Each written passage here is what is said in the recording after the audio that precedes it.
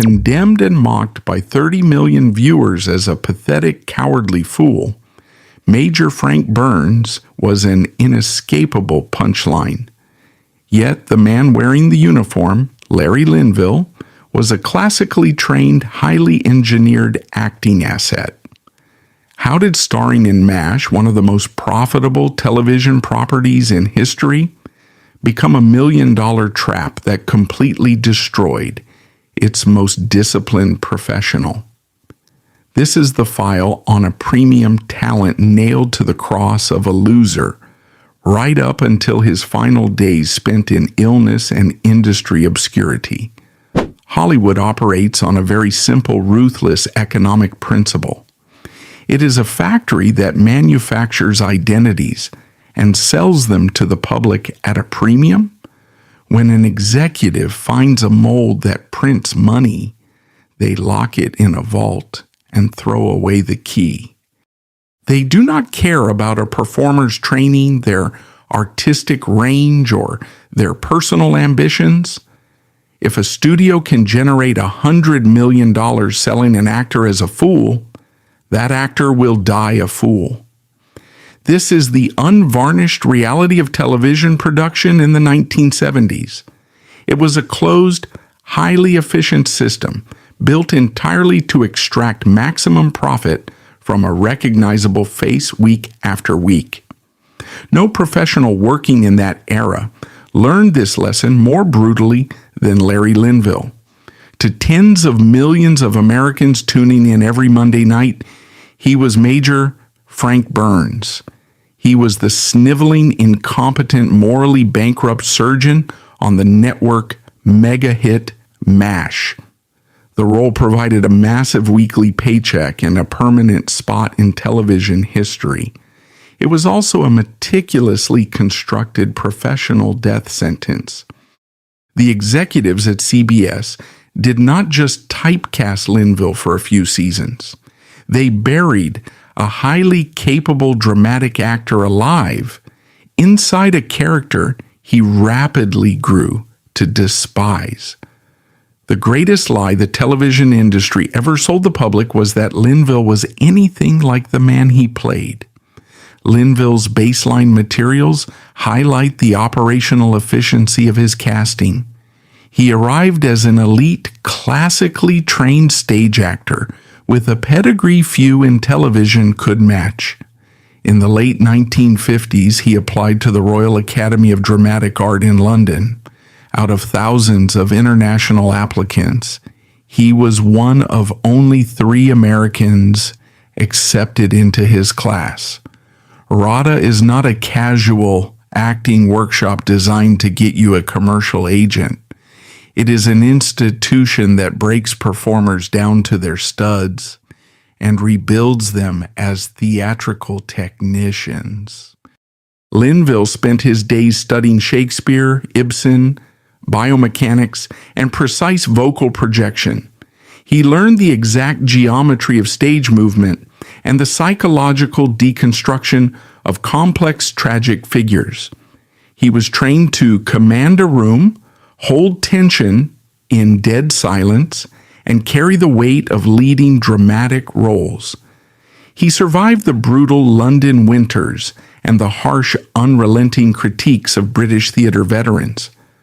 When he graduated in 1961, he possessed a formidable toolkit designed for serious, heavy material.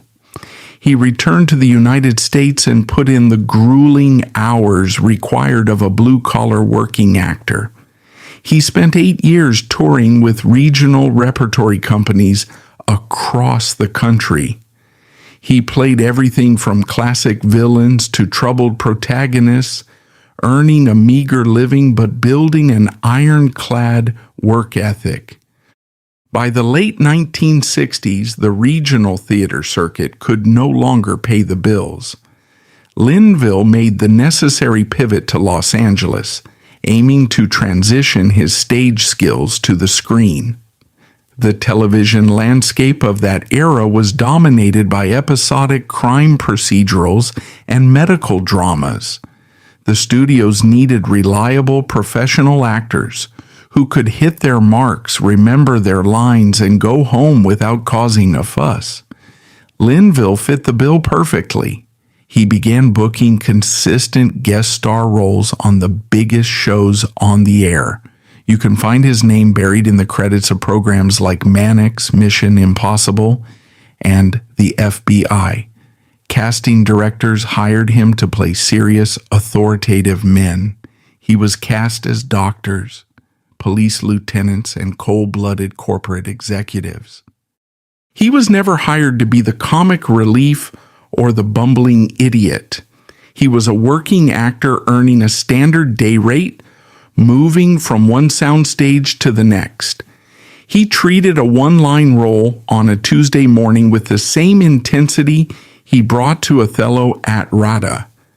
The crews respected his preparation, and the directors appreciated his complete lack of ego.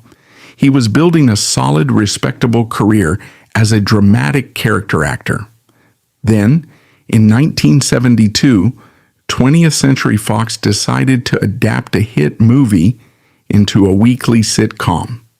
The film version of MASH had been a massive theatrical success for the studio. The television adaptation was handed to veteran producers Gene Reynolds and Larry Gelbart. They had the monumental task of translating a gritty, R-rated cinematic war comedy into a format acceptable for primetime network censors. They needed to build a cast that could handle rapid-fire dialogue while grounding the show in the reality of a mobile army surgical hospital. They cast Alan Alda and Wayne Rogers as the anti-war, insubordinate leads. To make the formula work, the producers desperately needed a specific type of antagonist. They needed a foil for the heroes to bounce off of every single week.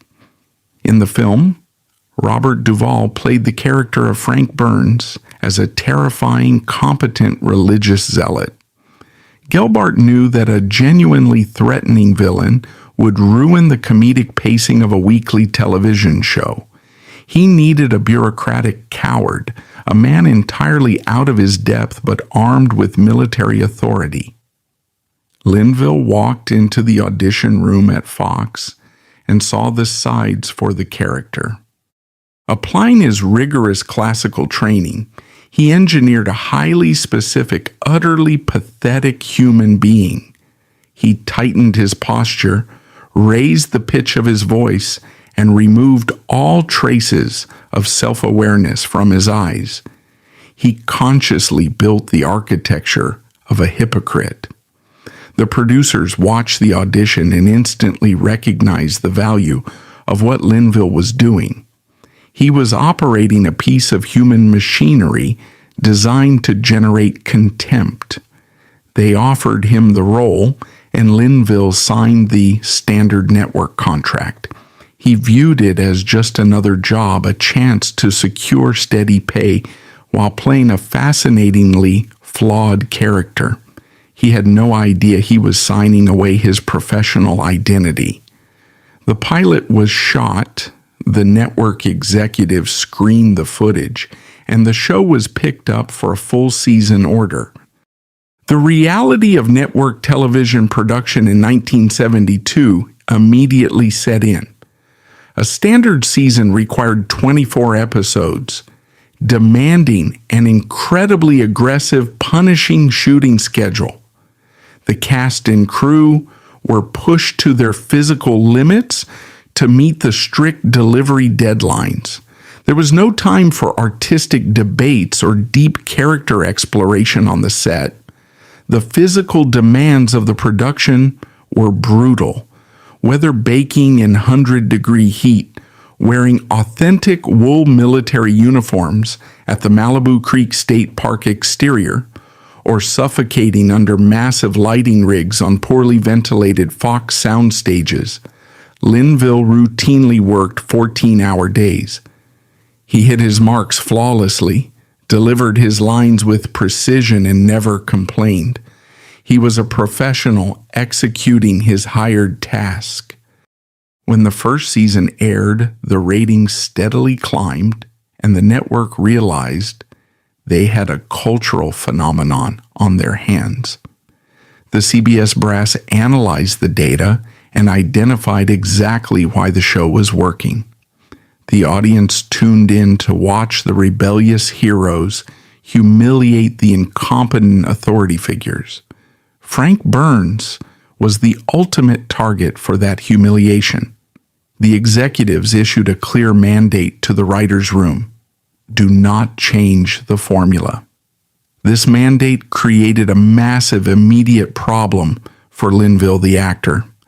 Television writers are paid to keep the primary stars happy and the network ratings high. As the show progressed into its second and third seasons, the writers began to flesh out the main cast. Alan Alda's Hawkeye Pierce was given lengthy dramatic monologues about the horrors of war. He was allowed to show fear, exhaustion, and profound moral conflict. The supporting characters also benefited from this creative expansion. Loretta Swit's Margaret Houlihan started as a rigid military caricature, but slowly transformed into a capable, multi-dimensional woman.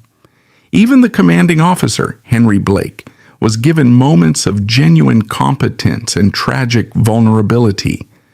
The writers allowed the cast to evolve, to stretch their acting muscles, and to connect with the audience on a human level. Linville was entirely excluded from this process.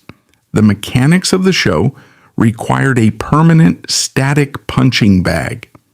Every script delivered to Linville's dressing room was a variation of the exact same joke.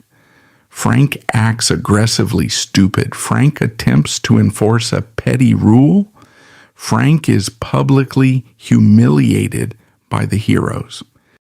He was never allowed to win an argument, perform a successful surgery, or show a single shred of humanity.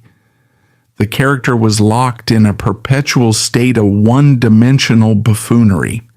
For a man trained to dissect Shakespeare, this repetition was a form of creative suffocation. Linville understood the function his character served within the narrative structure of the show. He knew that if Frank Burns became sympathetic, the jokes of the main characters would seem cruel and bullying. He accepted the burden of being the villain to protect the tone of the series. However, accepting the burden did not stop the psychological damage it inflicted. Spending 12 to 14 hours a day projecting pure, unadulterated incompetence rewires an actor's brain. The cast and crew loved Linville personally. He was known as one of the kindest, most intelligent men on the lot. But the moment the director called action, he became an object of universal disgust. He had to stand under the hot lights and absorb verbal abuse from his co-stars. Take after take, week after week. It was a toxic psychological sandbox. The cognitive dissonance of being a smart man paid to be a complete idiot began to wear him down. He would drive home from the studio in silence, utterly drained by the effort of suppressing his own intelligence on camera. He read the scripts for upcoming episodes, hoping for a sliver of nuance, only to find another pie-in-the-face routine. He was making excellent money, but he was artistically starving. The bank account was full, but the resume was permanently stalled. The studio executives viewed his misery as a massive corporate victory. They saw the mail coming in from viewers who genuinely hated Frank Burns. To the men in the suits, this meant Linville was doing his job perfectly. They had absolutely no incentive to change a single line of dialogue. Why risk breaking $100 million asset just to satisfy an actor's desire for artistic growth? By the time the production rolled into the fourth season, The exhaustion was palpable. The novelty of the massive paychecks had completely worn off. Linville found himself functioning on autopilot, executing the precise physical comedy required without any underlying passion. He was trapped in a gilded cage of his own brilliant design. He had built the character so well that the industry refused to let him dismantle it. He watched his co-stars leverage their success on the show to book prestigious outside projects. Alda was writing and directing, positioning himself as a major Hollywood power player. Other cast members were doing television movies and securing lucrative endorsement deals. Linville received no such offers. The industry looked at him and saw only the sniveling major. Casting directors for other projects would literally laugh when his agent pitched him for dramatic roles during the summer hiatus. They could not separate the technical performance from the man delivering it. The public had bought the illusion entirely. 30 million people tuned in every week and collectively agreed that Larry Linville was actually Frank Burns. It was hard proof of his technical skill, weaponized directly against his own future. He was a prisoner of the television schedule. The sheer volume of episodes meant he was on screen more often than most movie stars. His face was broadcast into living rooms across the country, searing the image of the idiot into the national consciousness. Every time he successfully executed a comedic pratfall, he drove another nail into his own professional coffin. He was financing his own creative execution. The isolation on the set grew more profound as the years dragged on. While the other actors gathered to discuss the underlying motivations of their characters, Linville sat alone. There were no motivations to discuss for Frank Burns. He was a cartoon character dropped into a live-action war zone. The intellectual vacuum of the role was staggering. Linville tried to inject small, almost imperceptible moments of humanity into his performance. He would add a fleeting look of genuine hurt after a particularly vicious insult from Hawkeye. He would let his rigid posture sag for half a second when the camera was focused elsewhere. These were desperate attempts by a master craftsman to find a heartbeat in a mannequin. The editors usually cut those moments out in the editing bay. The network needed the jokes to land fast and hard. Nuance slowed down the comedy. The producers stripped away any texture Linville tried to add, reinforcing the flat, unyielding boundaries of the character. He was reduced to a human prop, wheeled out to advance the plot and then shoved back into the background. The daily humiliation of the character bled into the daily frustration of the actor. As the production rolled into its later years, a grim realization took hold. The Korean War only lasted 3 years, but the television adaptation was proving immortal. If he stayed on the lot, he would be doing the exact same shtick well into the 1980s. By the end of the 5th season, the writers' room executed a major narrative shift, marrying off Margaret Houlihan and stripping Frank Burns of his only remaining structural utility. He was effectively reduced to an isolated, pathetic background figure. 20th Century Fox, desperate to keep the highly profitable ensemble intact, dispatched their lawyers with a massive multi-year contract extension. The financial numbers were staggering, explicitly designed to act as an anesthetic against the actor's creative stagnation. His agents pushed for immediate signatures, advising him to take the generational wealth and abandon his complaints about artistic fulfillment. Applying cold, hard logic, Linville bypassed the emotional appeals entirely. He understood that the writers could not fix Frank Burns without ruining the show's comedic tone. Signing the contract meant committing to years of absolute professional irrelevance, functioning as a highly paid extra. The money was a corporate bribe to permanently abandon his craft. For a man trained at the Royal Academy of Dramatic Art, this was an unacceptable transaction. He viewed his career as a marathon, not a sprint for a single syndication payout. He had spent decades building a diverse toolkit of dramatic skills.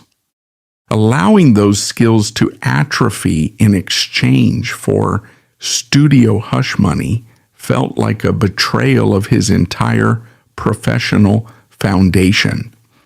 He scheduled a meeting with the producers to deliver his final decision. He walked into the production office completely sober about what he was doing. He informed Gene Reynolds and the writing staff that he would not be renewing his contract under any circumstances. He laid out his reasoning plainly and professionally, stating he had wrung every possible drop of life out of the role. He told them he had taken the character as far as it could possibly go. The producers were completely stunned. In the cutthroat, desperate environment of network television, nobody voluntarily walks away from a top-rated program. They tried to negotiate, offering vague promises of character arcs and better screen time to keep him on the hook. Linville saw right through the corporate double talk. He knew they could not deliver on those promises without ruining the fundamental comedy of the show. He held his ground and formally rejected the multi-million-dollar offer. The decision sent shockwaves through the cast and the studio executives. Alan Alda and the rest of the ensemble respected his choice, knowing exactly the toll the character had taken on his mental state. The network executives, however, viewed it as an act of sheer insanity. They could not compute the idea of an actor prioritizing professional dignity over a guaranteed massive paycheck. The final days on the set were notably anticlimactic. Television production does not stop to mourn departing employees. There is always another scene to shoot, another setup to light, and another hard deadline to meet. Linville filmed his final required moments as Frank Burns, without any grand speeches or emotional farewells. He hit his marks, delivered the dialogue, and went back to his trailer. The scriptwriters handled his exit with the exact same brutal efficiency they used to run the show. They did not write a definitive, dramatic final episode for Frank Burns.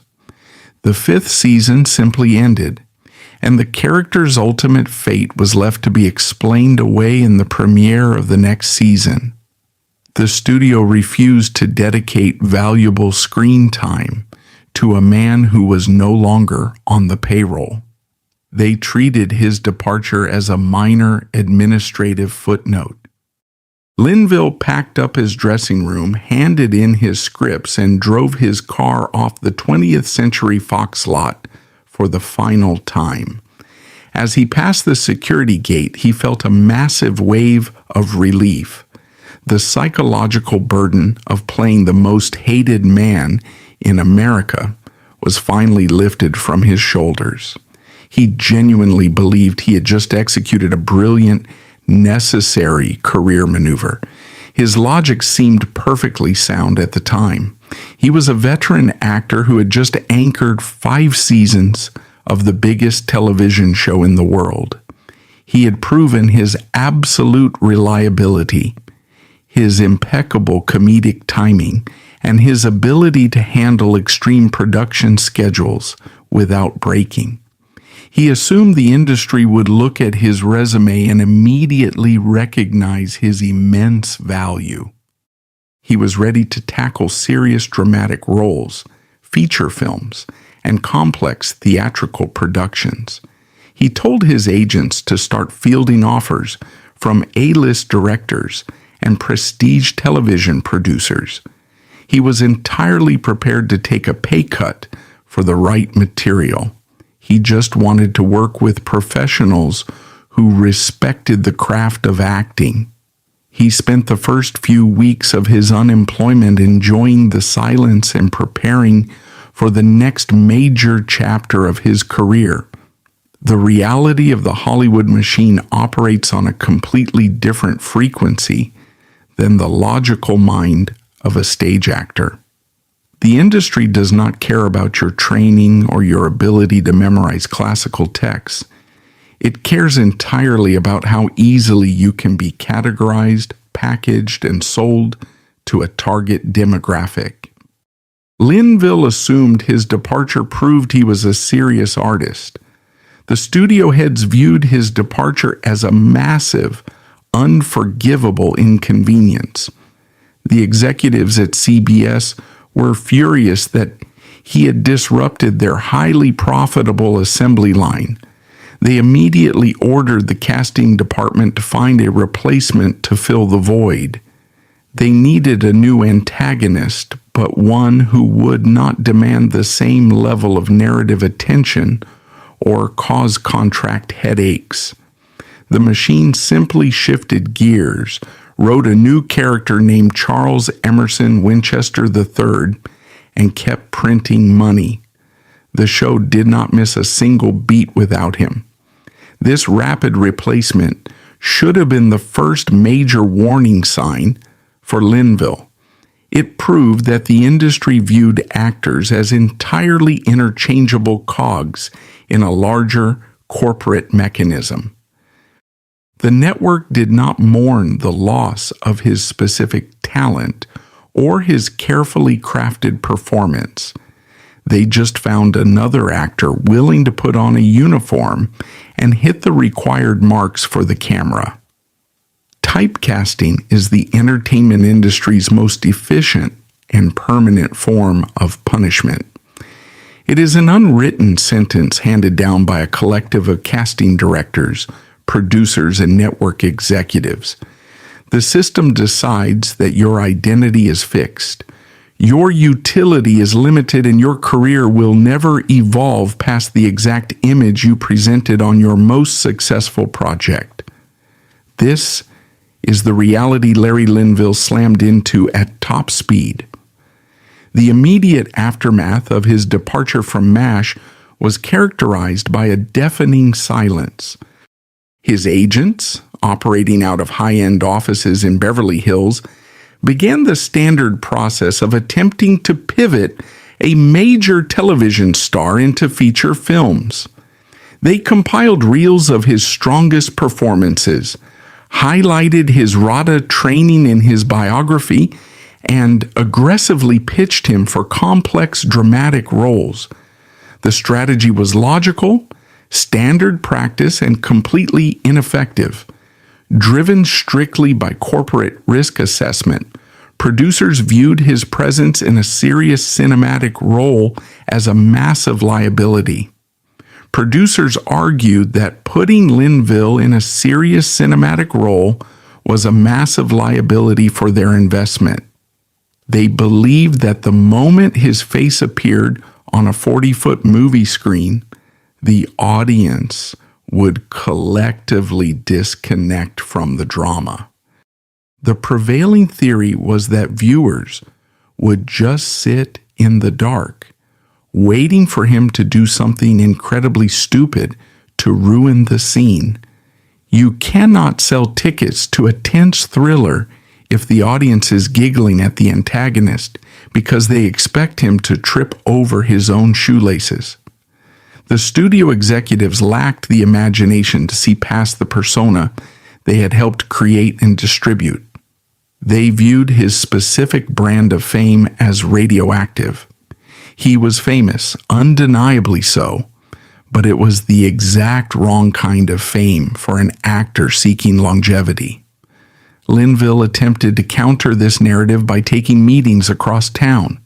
He would sit in offices with producers and directors, projecting the calm, intelligent, sophisticated aura of a working professional. He spoke eloquently about script structure, character motivation, and the craft of performance. He physically demonstrated that he was nothing like the twitchy, neurotic man on the television screen. The executives would nod, express their deep admiration for his talent, and then usher him out the door without an offer. They liked him personally, but they were terrified of the baggage he carried. He was caught in an impossible, infuriating catch-22. The only way to prove he could play a different type of character was to be cast in a different type of character, but the industry refused to cast him because he had only ever played one specific type of character for the last 5 years. The logic loop was closed and he was locked on the outside. As the months turned into a year, the momentum of his departure completely evaporated. The industry moved on with terrifying speed. New actors arrived in Los Angeles every single day, hungry, cheap, and completely unburdened by past television success. The casting directors turned their attention to the fresh faces, leaving Linville stranded in professional purgatory. He was a veteran with a platinum-plated resume, effectively reduced to the status of a struggling beginner. The financial pressure began to mount. Walking away from a multi-million-dollar television contract requires immense confidence, but it also demands a rapid return to employment. Mortgages in Los Angeles are not forgiven because you took a stand for artistic integrity. Linville had a family to support and significant overhead costs. He could not simply sit in his house for 5 years, waiting for the perfect script to materialize out of thin air. Walking away from a hit series requires immense confidence, but principle doesn't pay a Los Angeles mortgage. As the 1970s bled into the 1980s, the television landscape shifted violently toward high-gloss episodic anthologies like The Love Boat and Fantasy Island. This created a specific microeconomy, a holding pen where canceled stars went to pay their bills.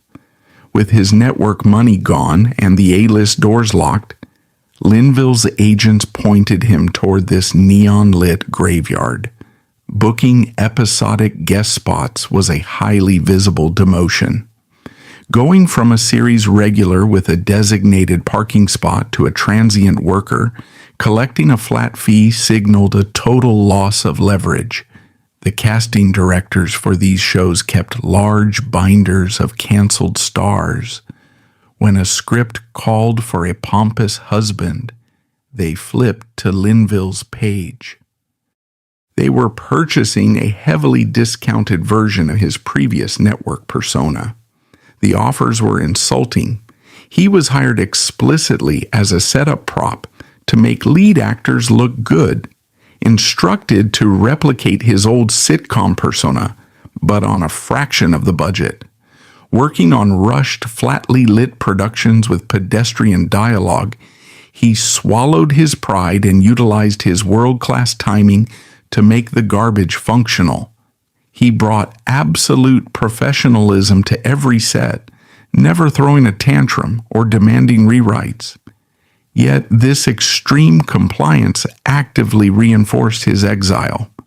By flawlessly delivering the exact caricature they requested, he proved to the industry brass that he belonged in the bargain bin. The psychological toll of this era was defined by profound, quiet endurance. He was a highly skilled mechanic forced to work in a junkyard, waiting for hours in cramped trailers alongside other discarded former stars. He watched his former MASH castmates continue to thrive, signing massive contracts and moving into directing roles. He was completely excluded from the wealth generated by the show he helped build. He became the cautionary tale whispered by agents to young actors. Never play the villain too well, or you will never work as the hero. As the 1980s progressed, even the glossy episodic television roles began to dry up. The Aaron Spelling era slowly gave way to a new generation of gritty cop shows and family sitcoms. The new producers did not want to cast the leftover faces of the 1970s. They wanted fresh, unknown blood. Linville found himself pushed even further down the industry ladder, forced to transition into the booming, unregulated market of low-budget cinema. The introduction of the VCR completely altered the economics of film production. Independent studios realized they could make a massive profit by shooting cheap movies and bypassing theaters entirely. They sent the product straight to the video rental shelves. This direct-to-video market required recognizable names on the VHS box cover to trick consumers into renting the tape. Linville's face was suddenly highly valuable to the absolute worst filmmakers in Los Angeles. He began taking roles in projects that were objectively embarrassing. The scripts were barely coherent, written in a matter of days to capitalize on a passing trend. He appeared in the science fiction comedy Earth Girls Are Easy, playing a minor cartoonish antagonist. The production was chaotic, the budget was stretched razor thin, and the artistic merit was entirely non-existent. He treated the job with the same serious discipline he applied to classical theater, which only highlighted the absurdity of the situation. The absolute nadir of this cinematic run was his casting in CHUD2, Bud the CHUD. This was a low-budget horror comedy sequel about cannibalistic humanoids living in the city sewers. It was the definition of Hollywood bottom-feeding. Linville was hired to play the pompous, foolish authority figure who ignores the monster threat. It was his exact television persona dropped directly into a rubber monster movie. Working on these B-movies was a grueling physical and mental endurance test. The productions could not afford union overtime, so they shot at a breakneck pace, often completing 20 setups a single day. They filmed in abandoned warehouses, cheap motels, and dirty industrial parks in the middle of the night. There were no luxury trailers or catered lunches. Linville sat on folding chairs in the cold, waiting for his scenes to be lit by overworked, underpaid cinematographers. The directors of these films were often highly inexperienced, using the cheap projects as a basic stepping stone. They did not know how to block a scene or direct an actor of Linville's caliber. He essentially had to direct himself, finding the most efficient way to deliver the terrible dialogue so they could get the shot and move on. He was carrying the technical weight of entire scenes on his own shoulders. He never broke character, and he never mocked the material on camera. This silent endurance is perhaps the most tragic aspect of his 1980s career. A lesser actor would have walked off the set of a movie about sewer mutants. A more arrogant star would have yelled at the director and demanded basic professional respect. Linville simply clocked in, did the heavy lifting required to make the scene functional, and clocked out. He viewed the work entirely as a blue-collar transaction. He was exchanging his physical presence for a check that would keep his mortgage current. However, the sheer volume of these terrible projects permanently solidified his reputation in town. He was no longer just the guy from a hit 70s sitcom. He was now the guy you called when you had $10,000 and needed a recognizable face for a VHS box cover. The A-list executives stopped taking his agent's calls entirely. He had officially transitioned from a respected television star to a working-class industry punchline. Between the cheap movies, he continued to grind out appearances on whatever television shows would have him. You can track his aging face across the landscape of 1980s television schedules. He showed up on Murder, She Wrote, Airwolf, and Chips. Every single appearance was a slight variation of the exact same arrogant, easily defeated man. He was trapped in a perpetual loop of playing the antagonist to a new hero every single week. The financial compensation for this grueling schedule was shockingly low. Guest star rates were strictly capped by the union, and producers fiercely resisted paying a penny over the minimum requirement. Linville was working twice as hard as he had on the Fox lot, traveling to different locations every week just to earn a fraction of his former salary. He was running on a treadmill that was constantly speeding up while his career was actively moving backward. The lack of creative continuity was also psychologically draining. When you work on a series, you build a rhythm with the crew and the other actors.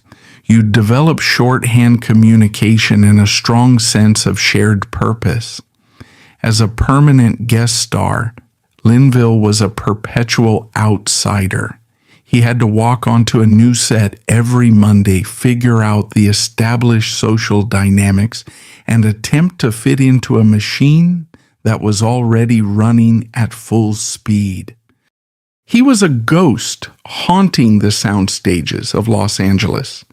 He was everywhere, yet completely invisible to the people who actually controlled the industry. The studio heads who greenlit his hit show in 1972 were now running massive media conglomerates. They had entirely forgotten about the man who helped build their empires. He was just a line item on a minor production budget, easily hired and instantly forgotten the moment the director called wrap. By the end of the decade, the sheer physical exhaustion of the B-movie circuit began to show. The constant travel, the bad craft services, and the stress of perpetual unemployment took a heavy toll. The crisp, energetic posture of the early 1970s was gone, replaced by the heavy, tired gait of a man who had been beaten down by the system. He was aging out of the specific demographic that the networks desired. The roles began to shift from pompous businessmen to cranky grandfathers and retired military men. The industry was not just typecasting his personality, they were typecasting his age. He was officially transitioning into the final, lowest tier of character acting. The phone calls from his agent became less frequent. The scripts sent to his house became thinner and even more poorly written. The machine was slowly squeezing the last remaining drops of utility out of his resume. Linville accepted this reality with the same quiet stoicism he applied to everything else. He did not give bitter interviews to the tabloid press. He did not write a tell-all book trashing the producers who had abandoned him. He maintained his dignity, viewing the industry's cruelty as a basic fact of nature, like a storm or a drought. He focused on his personal life, paid his taxes, and continued to show up whenever a production company managed to clear his incredibly low day rate. He believed he had finally reached the absolute bottom. He assumed that the industry had extracted everything it possibly could from his image. The B movies were terrible, and the guest spots were humiliating, but at least they were in the past.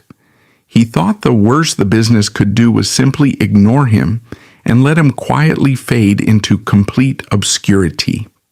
He was entirely wrong. As the 1980s came to a close, the corporate executives at CBS and Fox were finalizing a new, highly aggressive business strategy. They had spent the decade analyzing the secondary market for old television shows. They realized they possessed a massive, untapped gold mine sitting in their film vaults. They were about to deploy a technological and financial weapon that would permanently trap Linville in his own past. He had survived the B-movie graveyard, but the industry was preparing to build a completely inescapable electronic prison. The business of television underwent a massive fundamental structural change in the early 1990s. The major broadcast networks realized they were sitting on a secondary revenue stream of unimaginable scale. This was the golden era of the syndication boom, a financial mechanism designed to extract pure, unadulterated profit from old inventory. The studios did not need to build new sets, hire new writers, or deal with difficult actors to generate cash. They simply opened their climate-controlled film vaults, dusted off the master tapes of their biggest past hits, and sold them to the highest bidder. Syndication is not merely broadcasting reruns on a slow Saturday afternoon. It is a highly aggressive licensing model where a studio sells the rights to air an entire catalog of episodes to local affiliate stations and emerging cable networks. These stations desperately needed cheap, reliable content to fill the dead air time between the daytime soap operas and the evening news broadcasts. MASH was the absolute holy grail of this new secondary market. With over 250 episodes in the can, a local station could strip the show across their weekly schedule for a year without repeating an episode. The executives at 20th Century Fox mobilized a massive sales force to peddle the show across the globe. They chopped the episodes up, packaged them into heavy binders, and sold the broadcast rights market by market, city by city. The financial returns were staggering, quickly dwarfing the profits the show had made during its original primetime run. Local station managers were paying millions of dollars for the privilege of broadcasting a show that had wrapped production years ago. The studio was effectively printing money using a machine built decades earlier. For the corporate suits occupying the top floor offices in Century City, this was a massive corporate victory that triggered massive executive bonuses. For Larry Linville, the syndication boom was an inescapable global electronic prison. Every single day, at almost any hour, he could turn on a television and see himself in that olive drab uniform. The character he had desperately tried to abandon in 1977 was suddenly more ubiquitous than when the show was actively in production. He had walked off the Fox lot, but the studio had successfully cloned his image and broadcast it to every corner of the earth. The brutal reality of historical television contracts cemented this trap. When actors sign on to a hit show today, their agents secure lucrative back-end deals that guarantee a percentage of the syndication profits. A modern actor on a hit sitcom can make tens of millions of dollars a year simply sitting at home while their old episodes air on streaming services. During the show's original run, the Screen Actors Guild did not have the leverage or the foresight to demand those kinds of terms for standard series regulars. The contracts from that era heavily, almost exclusively, favored the production companies. Linville's original contract included a strict, aggressively low cap on residual payments. An actor was only paid for the first 5 or 6 times an episode was rebroadcast. Once an episode hit that contractual limit, the studio owned the performance entirely free and clear. They could broadcast the footage 1,000 times, sell advertising against it, and generate millions in revenue without sending the actor a single dime. Linville was entirely cut out of the massive syndication windfall generated by his own face. He would walk to his mailbox in the 1990s and receive residual checks for literally pennies, or sometimes just an administrative statement showing a balance of 0. He was watching his former employers extract billions of dollars of value from a character he had created from the ground up. He was struggling to secure poorly paid guest star roles, while his 30-year-old image anchored the most profitable syndication package in television history. The financial disparity was not just unfair, it was a brutal reminder of his absolute lack of leverage in the industry. The studios even manipulated the physical footage to maximize their syndication profits. Local stations needed more time to sell local commercials for car dealerships and personal injury lawyers. To accommodate this, the editors at Fox physically sped up the master tapes by a fraction of a percent. They also aggressively cut scenes to shave seconds off the runtime. Any subtle, quiet character moments Linville had managed to sneak into his performance were the first things to be left on the cutting room floor. The syndicated version of Frank Burns was even more cartoonish and one-dimensional than the original broadcast. This constant, daily exposure trapped Linville in a perpetual time loop. The syndication refreshed his typecasting for an entirely new generation of casting directors, permanently freezing his industry perception. He was a professional in his 50s, forced to compete against a younger, heavily broadcast version of himself, and losing every single time.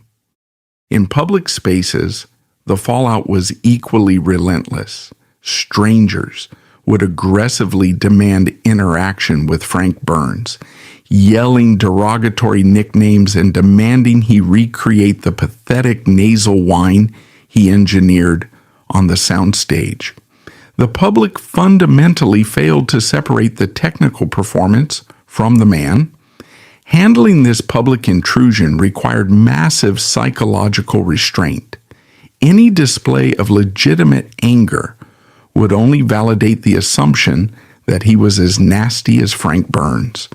Forced into a permanent state of gracious diplomacy, Linville swallowed his pride daily, signed the autographs, and politely deflected the insults. He was effectively still playing the role, just without a script, a director, or a paycheck. The international syndication market compounded the problem exponentially.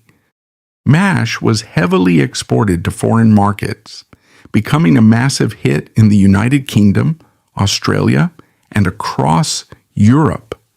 Linville could not even escape the character by leaving the country.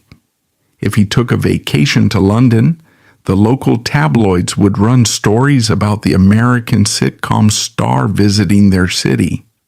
The character had a global footprint, ensuring that there was literally nowhere on earth he could go to be treated as an anonymous working-class actor.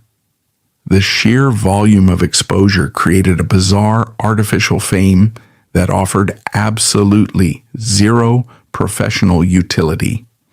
He was one of the most recognizable faces on the planet, possessing a level of brand awareness that advertising executives heavily pursued. Yet that fame was entirely useless for securing legitimate dramatic work. If a producer wanted to cast him in a stage play or an independent film, the investors would balk. They did not view his fame as a draw. They viewed it as a massive distraction that would completely derail the tone of their project. The major networks drew a cold, calculated conclusion from the syndication data. The public was perfectly content watching historical footage of Larry Linville. Consequently, studios had zero financial incentive to hire the aging actor for new projects when they could simply air past inventory and generate guaranteed advertising revenue for free.